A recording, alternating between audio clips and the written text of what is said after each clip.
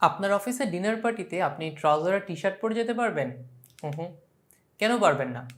কারণ অফিসে ডিনার পার্টিতে বাকিদের কাছে আপনার এসব ড্রেস পরে যাওয়াটা গ্রহণযোগ্য হবে না। তারা কিভাবে চিন্তা করবে সেটা খেয়াল রেখে আপনাকে সিদ্ধান্ত নিতে হবে আপনি কি করবেন বা না করবেন। কিন্তু বন্ধুদের সাথে রাতে খেতে গেলে আপনার যা ইচ্ছা পরে যেতে পারবেন, যদি না ইমপ্রেস করার জন্য কেউ না থাকে সেখানে। তাহলে নিশ্চয়ই বুঝতে পারছেন যে আমাদের অনেক কিছুই নির্ভর করে আমরা যাদের সাথে মেলামেশা করছি তাদের উপর। আমাদের চালচলন, আচার ব্যবহার, কি কিনছি না কিনছি সব কিছুতেই প্রায় অন্যদের একটা ইনফ্লুয়েন্স থাকে। এটাকেই আমরা বলি গ্রুপ ইনফ্লুয়েন্স। পয়লা বৈশাখের কথা চিন্তা করি একটু। এখন পয়লা বৈশাখ মানেই নতুন একটা পাঞ্জাবি কিংবা শাড়ি কিনতেই হবে যেন। আগে কিন্তু এর ট্রেন্ড ছিল না। আগে শুধু মেলায় গিয়ে টুকিটাকি কেনাকাটা করতাম আমরা। এখন সবাই কিনে দেখে আমরাও হয়তো কিনি এসব শাড়ি পাঞ্জাবি। ক্লদিং ব্র্যান্ডগুলো এই সুযোগ কাজে লাগিয়ে পহেলা বৈশাখ উপলক্ষে আলাদা আলাদা ডিজাইন বের করে প্রতি বছর। এমনকি সরকারি চাকরিতেও এখন পয়লা বৈশাখ উপলক্ষে আলাদা বোনাসও দেওয়া হয়।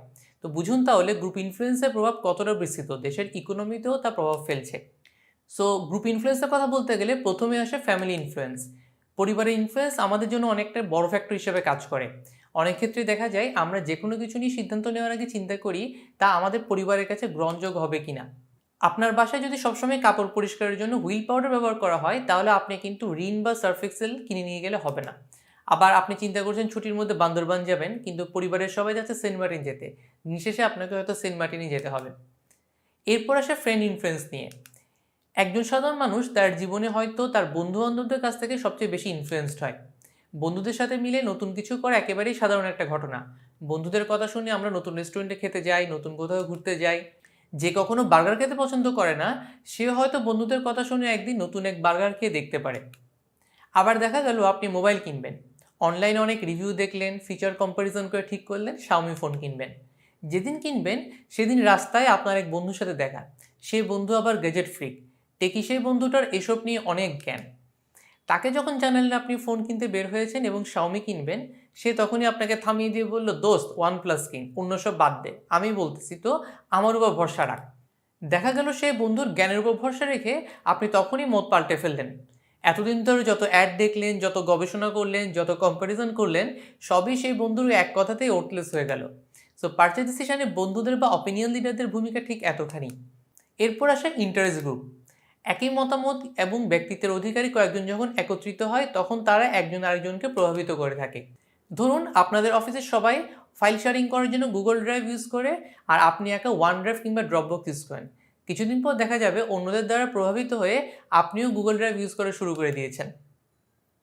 যেমনটা বলা হয়, আপনি আপনার আশেপাশে 5 জন মানুষের সমষ্টি, তাদের পছন্দ অপছন্দ, কথাবার্তার ধরন সবই আপনাকে প্রভাবিত করতে বাধ্য।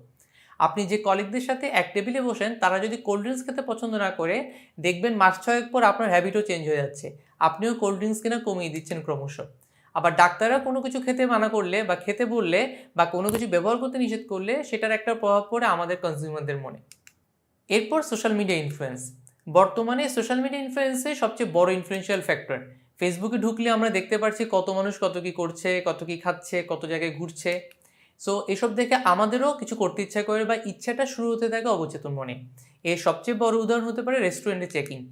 আমরা যখন দেখি কোনো নতুন রেস্টুরেন্টে গিয়ে সবাই চেক ইন দিচ্ছে তখন আমাদেরও একটু হলে ইচ্ছা করে সেখানে যেতে এবং গিয়ে একটা চেক ইন দিতে।